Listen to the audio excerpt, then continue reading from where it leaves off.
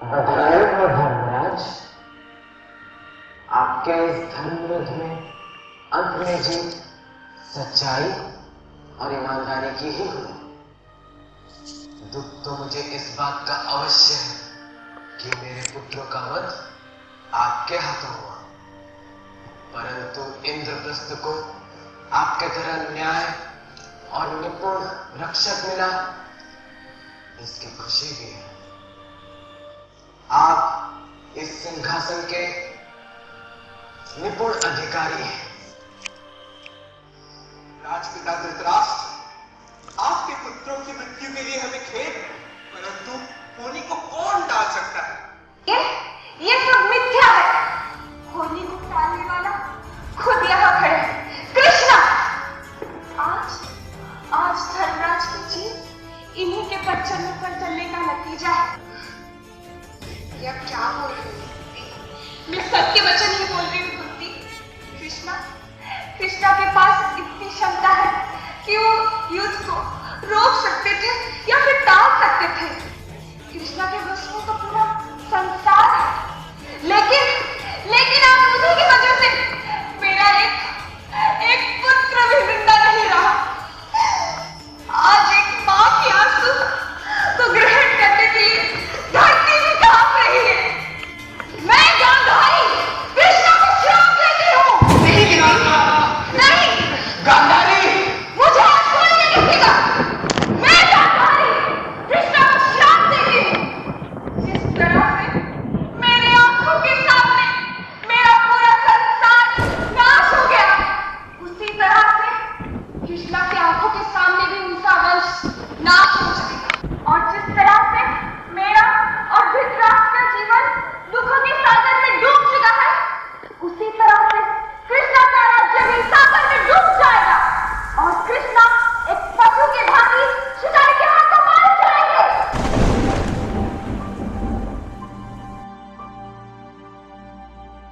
This is a presentation by the members of Emotica, the Dramatic Society of Veer Surendra Sai University of Technology, Kurla, Sambalpur, for the Basant 2017 event. This is our annual production. Kindly enjoy the Jagya Sevi.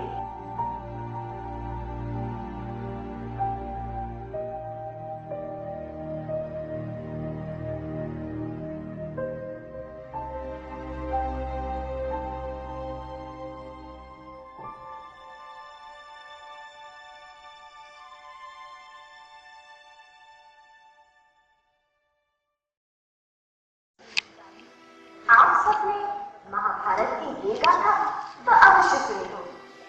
जन्म से लेके युद्ध, पांडवों से लेके कौरवों तक आप सबको हर एक की कहानी पता है।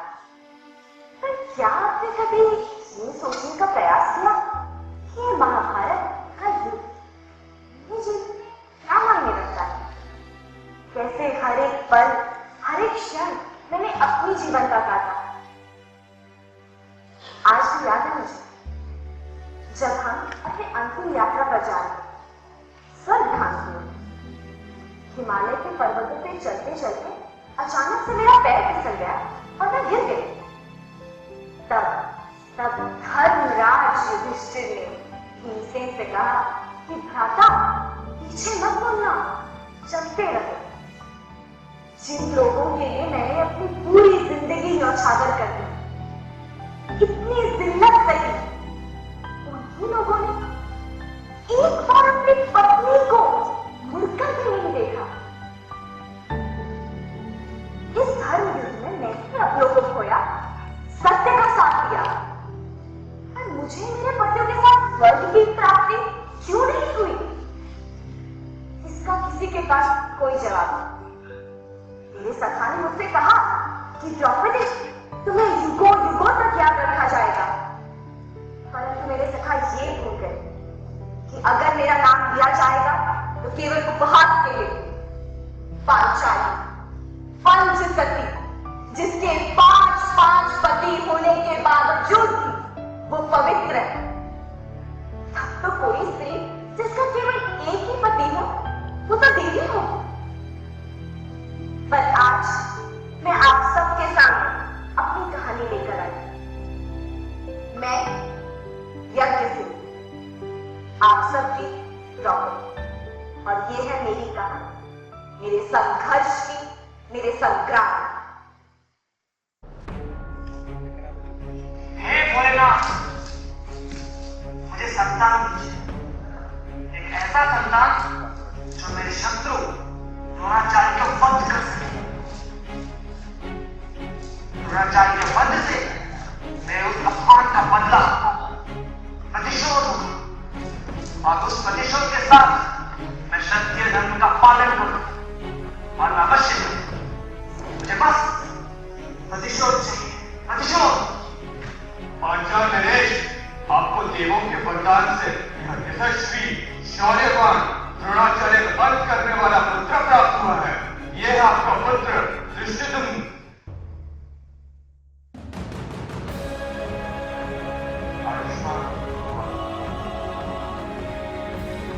आयुष्मान, अब आपकी पुत्री के जन्म का वक्त आ गया महाराज, उसके लिए आहुति दीजिए।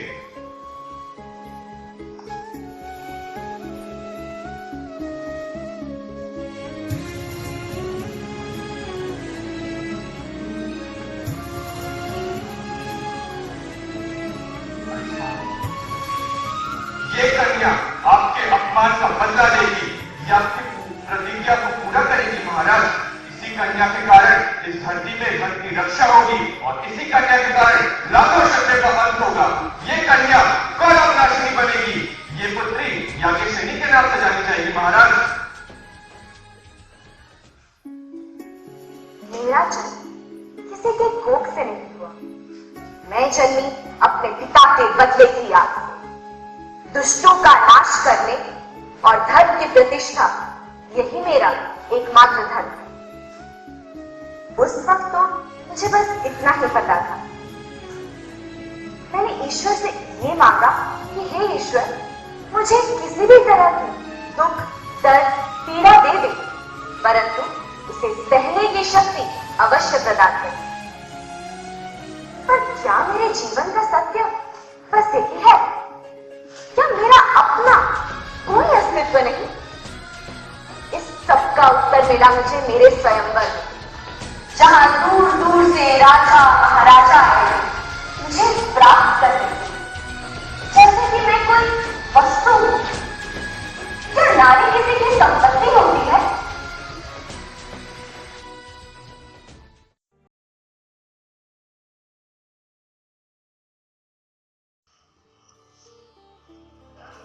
आप सभी राजा, महाराजा एवं ब्राह्मणों मेरी तरफ से विनम्र प्रणाम एवं अभिनंदन। आप सब मेरी पुत्री पांचाली के विवाह के लिए मीलों दूर से आए, इसका मैं आभारी हूं। परंतु पांचाली से विवाह करना इतना सहज कार्य नहीं। याज्ञसेनी से वही विवाह करेगा जो उस मत्स्य के चक्षु को निशाना बना सके, वो भी इस जल पे पड़े हुए प्रतिबिंब। ये तो आपसे विवाह करने इतने शूरवीर आए हैं। देखते ही देखते आप विवाह कर लोगे और हम सबको पराई करके चली जाओगे। ऐसा वाला कहा ना, तो कभी बात नहीं करोगे मुझसे? तुम तो मेरे सबसे प्रिय थे, कहो तो तुम्हें दहेज में ले चलो। तुम्हारा कभी केवल आरंभ करने वाले स्वयंवर शुरू की जाए।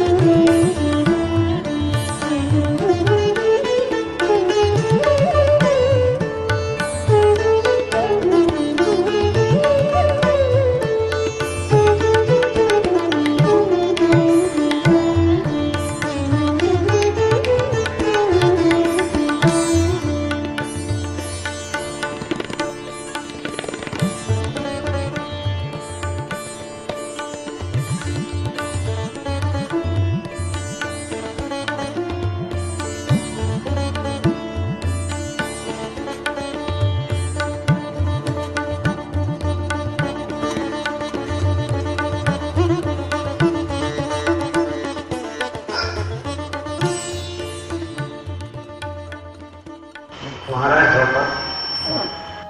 ऐसे कौशल इस जगत में बस दो ही जन के पास, एक तो पांडुपुत्र अर्जुन और दूसरे है सुप्तपुत्र अंगराज कर्ण। परंतु पांचाली अपना वर किसे स्वीकार करते हैं वो उन्हीं पे निर्भर करता है। वो चाहे तो किसी को भी मना कर सकते। सत्य वचन में श्री कृष्ण राजाओं ने आकर अपने बल का प्रदर्शन किया, परंतु असफल रहे। तभी दुर्योधन के एक प्रस्ताव ने मुझे अचरज में डाल दिया। मेरे ओर से लड़ेंगे मेरे मित्र कर, जाओ मित्र, अपने मित्र का लाभ।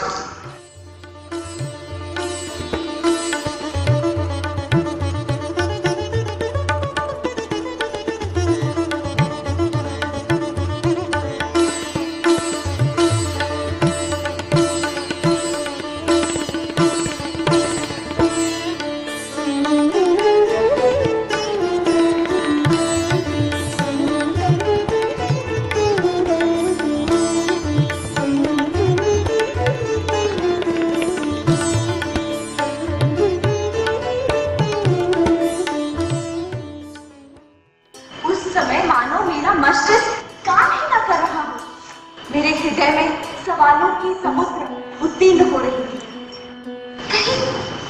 कहीं दुर्योधन के मित्र उन्हीं की तरह कुकर्मी तो नहीं? क्या मेरी पीड़ा का शुरुआत यहीं से होना था? तब मुझे श्री कृष्ण ने एक बात कही। ठहरिए अंगराज,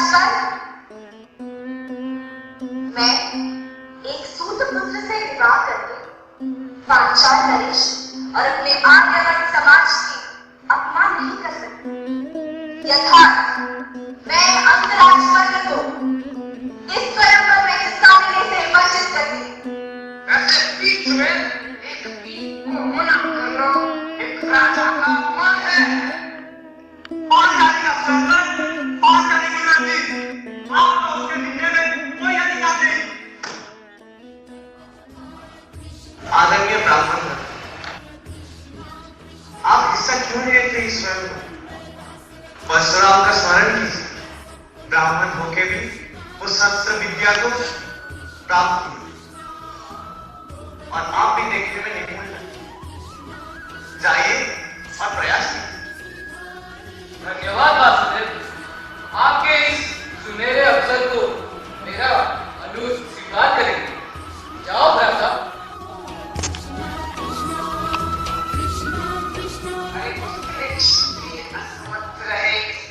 को उठाने में अगर और 20 ब्राह्मण और बुला लो तो शायद धनुष हिल जाए।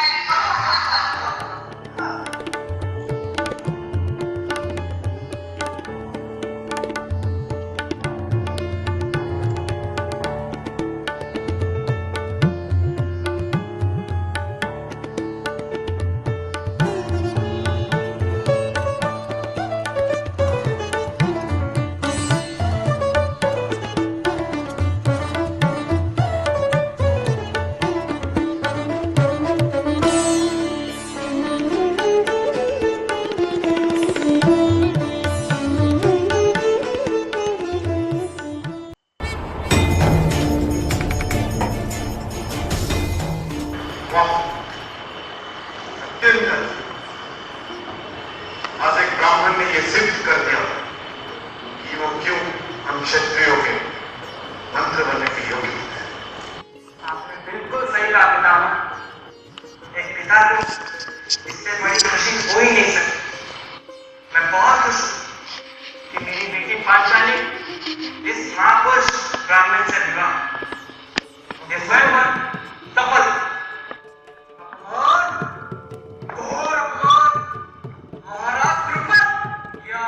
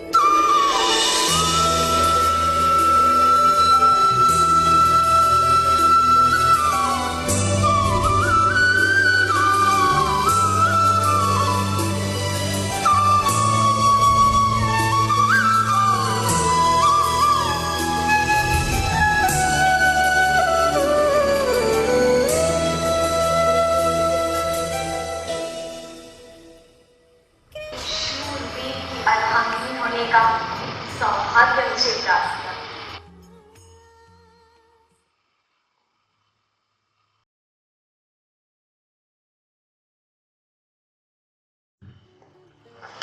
चलिए मैं आज आपको माता से मिलवाता हूँ। माँ, माँ, देखो तो भाईदान में क्या प्राप्त करके लाए हैं। पूजा में व्यस्त थी। जो भी लाए हो अपने भ्राताओं में उसे समान रूप से बांट। ये आपने क्या कह दिया माता? अर्जुन को पांचाल मेरी पुत्री दान में मिली थी। पत्नी मिली है माता, आपकी पुत्र वधू, और अनजाने में आपने पांचों भाई में बांट देने का आदेश दे दिया। एक स्त्री को 5 में कैसे बांट सकते हैं माता? परंतु तुमने किसी स्त्री के लिए दान का शब्द प्रयोग ही क्यों किया? दान ही तो है माता, कन्यादान। इसी भांति तो मैंने कहा था कि दान आया हूं। माता, एक बार तो मुड़कर देख लिया होता। जिनमें आदेश देने का अधिकार है उनमें अनजान होने का बिल्कुल नहीं। मुझे माफ कर देना मूर्ति। मैंने सपने में भी ये योजना नहीं सोची कि मेरा पुत्र स्वयंवर जीत के आया। क्या आपको अपने ऊपर इतना विश्वास था कि आपके पुत्र समय और नियति के चक्र को तोड़कर आपकी योजना पूर्ण कर पाएंगे? तो इसमें आपका भी क्या दोष? अगर एक नदी में बाढ़ आ जाए और उसमें कोई हिरण डूब जाए, इसमें नदी का तो दोष नहीं होता, पर इस परिस्थिति में मेरा भी क्या दोष? आदेश देने वालों को आदेश निषेध करने का भी अधिकार होता है। मैं अपना आदेश करती हूँ। द्रौपदी, तुम कल ही अर्जुन से विवाह करो। माता, आदेश तो वापस लिया जा सकता है, लेकिन मुख से निकले हुए शब्द नहीं। आपका आदेश है तो द्रौपदी हम पांचों में समान रूप से बंटेगी। बांट दो? कैसे बांट दो? नारी हूं मैं, कोई वस्तु नहीं जिसे बांटा जा सके। और इस समाज में तो नारियों को इस्तेमाल करके बस फेंका ही जाता है। उस क्षण मानो पूरी दुनिया की अपवित्रता मेरे लिए ही मांगी गई। पर फिर भी ये समाज मुझे पवित्र मानता है। ये कैसी विडंबना है मेरी? तुम्हें बताओ मेरे प्रिय सखा।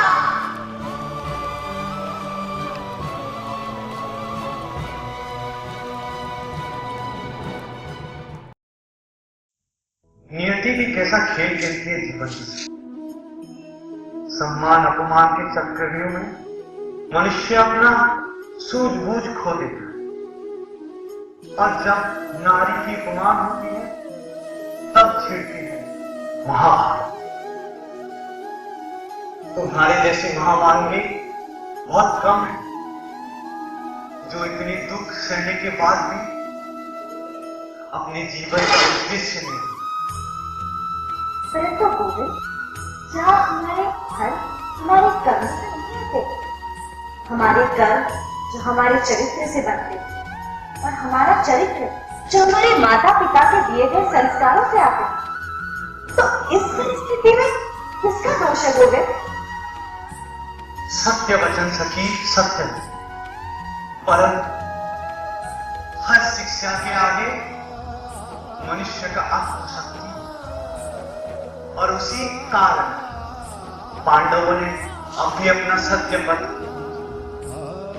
और तुम्हारी आत्मशक्ति तुम्हारे अज्ञातवास में तुम्हारी सत्य।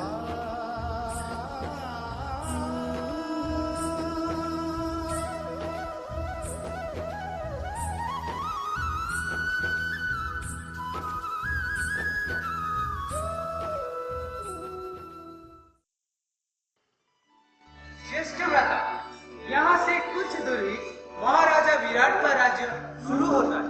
क्यों ना हम मत्स्य राजा से ही अपना अज्ञातवास की शुरुआत करें? जी भैया, सुना है राजा विराट की पूरे संसार में सबसे बड़ा कबीला है। उसकी रक्षा करने का कार्य हम लोग उत्तम तरीका से कर सकते हैं। परंतु अगर आप सभी गायों की रक्षा में लग जाएंगे, तो यह प्रतीत हो जाएगा कि आप सब क्षत्रिय हैं और कोई आम मनुष्य नहीं। तो हम सब हर एक क्षेत्र में कुछ न कुछ कर ही लेंगे। मैं पकवान बनाने वाला बन जाता हूँ या फिर राजा के दरबार में कुश्ती सिखा दिया करूंगा। अर्जुन ने बंधन चित्रसेना से जो संगीत और नृत्य कला सीखी थी उसका उपयोग करते हुए विराट नरेश की पुत्री उत्तरा को वो विद्या प्रदान कर सकते हैं। और आप ज्येष्ठ भ्राता, आप और द्रौपदी किस वेश में जाएंगे? जहाँ तक प्रश्न धर्मराज का है, वहाँ एक ब्राह्मण के रूप में राजा विराट के सभा में प्रस्तुत हो। वही ब्राह्मण जो पहले युधिष्ठिर के लिए काम किया करते थे। और मैं सैरिंद्री बन के रानी के पास उनकी दासी बन जाऊंगी और उन्होंने पूछा तो कह दूंगी कि द्रौपदी और सत्यभामा के साथ मैं पहले ही रह चुकी। ये तय रहा कि हम सब इसी वेशों में मत्स्य राजा के दरबार में प्रस्तुत होंगे। तो इसी तरह अपनी सूझबूझ और नीति से हम पहुंच गए राजा विराट के सभा में। और वही मेरी मुलाकात हुई राजा के सेनापति किचक से। परंतु विपदा होता पाई जब किचक ने मेरे साथ दुर्व्यवहार किया। हे अप्सरा के वाली सौंदर्य वाली स्त्री, हिरण्यनयन तेरी आंखें जब राज्य दरबार को निहारती है तो इस हृदय में मानो फूलों की वर्षा आती लगती है। मेरा हृदय भी ये जान चुका है कि इस कष्ट को मिटाने के बस एक ही उपाय है, तुमसे विवाह सहेजनी। आपके कष्ट के लिए क्षमा चाहती हूँ किचक, परंतु मैं विवाहित हूँ। मेरे पति राजा विराट के सभा में एक ब्राह्मण है और उनके बहुत करीबी। अरे तो छोड़ दो उस ब्राह्मण को। अरे क्या रखा, चलो हमारे साथ। अरे रानी जितनी उपाधि और सम्मान दूंगा। मेरे लिए अपने पतियों को त्याग किसी और की होना मेरे मर्यादा और सम्मान पर आघात। जिस विषय के बारे में मैंने भीम को बताया, उसने मुझे सांत्वना देते हुए समझाया कि ये व्यथा वो समाप्त कर दें। अगली सुबह जब का अमृत शरीर गौशाला में पाया गया, अजीब खेल खेलता है भाग्य मेरे साथ। जिसके साथ भी घटना ने भले मेरा निरादर किया, भले मेरे उससे मान हानि हुई, किंतु कष्ट ज्यादा तब हुआ जब मेरे स्वयंवर में मुझे नापा गया और मुझे प्राप्त करने की कोशिश की।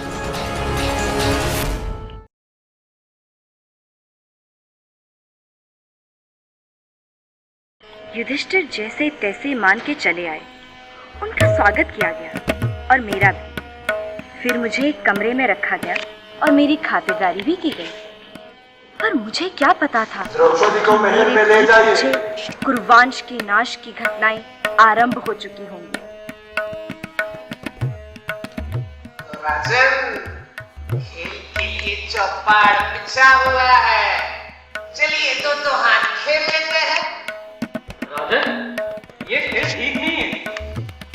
बाजी जीत लेना और इस खेल में जीत जाना कोई साहस की बात नहीं है।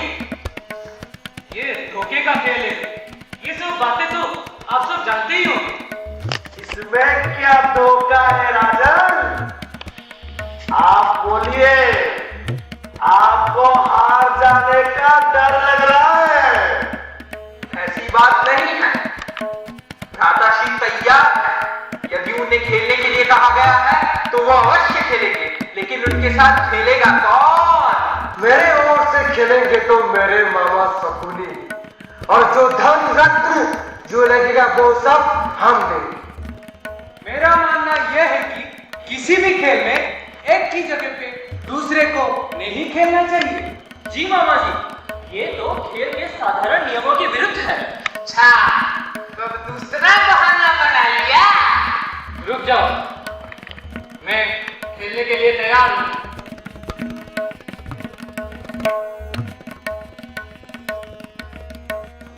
पहले रत्नों की बाजी लगी, फिर सोने चांदी के खजानों की। खेल खेल में धर्मराज युधिष्ठिर बारी बारी से अपनी भेड़, गाय, खेत, घर, देश, प्रजा सब खो बैठे। तब शकुनी ने अपने कूटनीति की एक बाजी चली। और देखते ही देखते बाजियां भाइयों युधिष्ठिर एक पर एक नकुल, सहदेव, भीम और अर्जुन को खोते रहे। फिर आरंभ हुआ विनाश का। मामा जी, अब तो सब हमारे हैं, बचे खुद भ्राता युधिष्ठिर। अब तो बस भ्राता युधिष्ठिर ही बच गए। इसका मतलब यह है कि वो खुद को दांव पे लगा देंगे, वो अपना मान सम्मान सब कुछ दांव पे लगा देंगे। सही कहा आपने, मैं अपने आप को भी दांव पर लगाता हूं।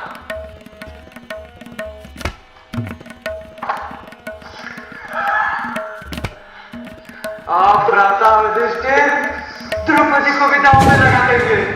क्या आनंद की बात कर रहे हो युधिष्ठिर?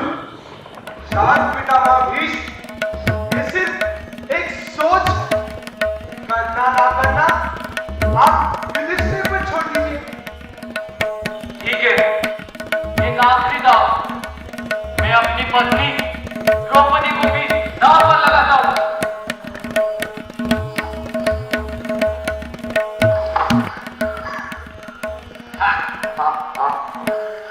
जाओ दुशासन, ताश द्रौपदी को इस सभा में लेकर आओ।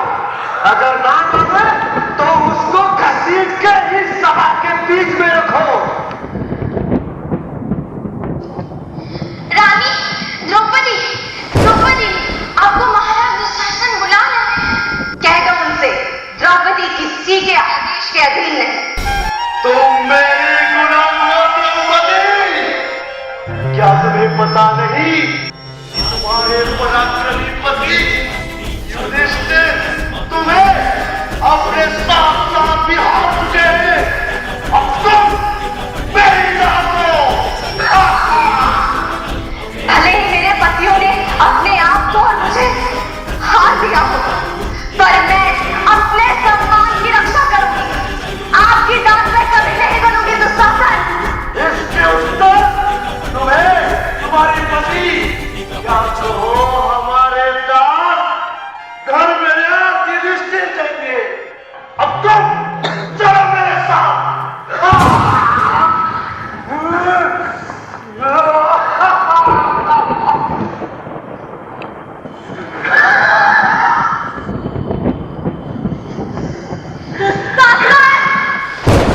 आज जो तुम मेरे केश खींच के मुझे यहाँ लाए हो, मैं प्रण लेती हूँ।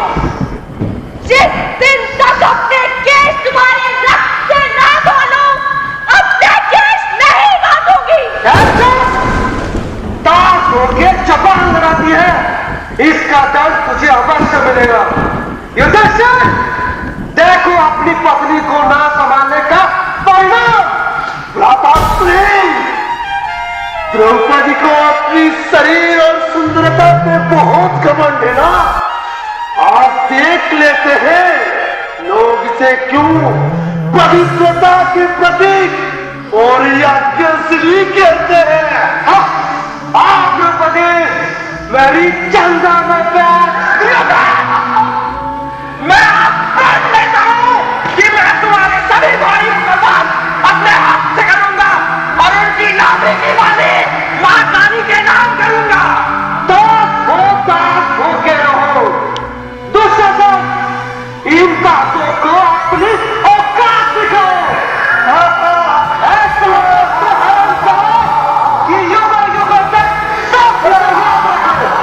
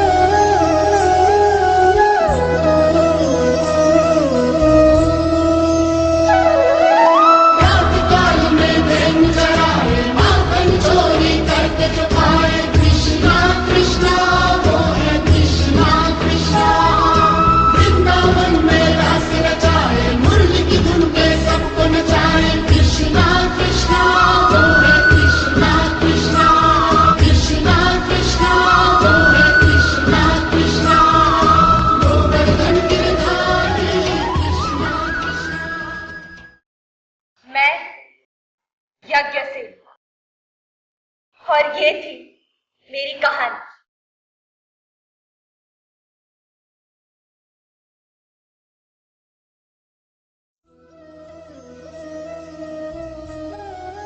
परंतु गोविंद, आपकी अनुमति के बगैर तो इस दुनिया में एक पत्ता तक नहीं हिलता। तो फिर क्यों गोविंद मेरे साथ ही ऐसा क्यों हुआ? वस्त्रहरण मेरे साथ क्यों हुआ गोविंद? रणछोड़ आपका नाम है प्रभु, पर इसका अर्थ ये नहीं कि आप अपने पति को इस जीवन के भंवर में छोड़कर चले जाओ। जीवन क्या है? सांस लेना नहीं, परमात्मा के दिए गए महत्वपूर्ण आदेशों का पालन करना ही होता है। तो क्या कष्ट ही एकमात्र माध्यम है प्रभु की प्राप्ति के लिए? जीवन एक पकवान होता है सच। सुख, दुख, दर्द, पीड़ा, सम्मान, गर्व, ये सब एक एक मसाले होते हैं। एक भी ज्यादा हो जाए या एक भी कम हो जाए, व्यंजन आप तो स्वयं अन्नपूर्णा, आपको भला मैं क्या बताऊं? परंतु भविष्य का क्या होगे? भविष्य का क्या? उसका तो दूसरा ही अर्थ, संघर्ष, जो तुमने और तुम्हारे पतियों ने तब से किए आ रहे और करते भी रहोगे। संघर्ष के बिना शांति का कोई नहीं।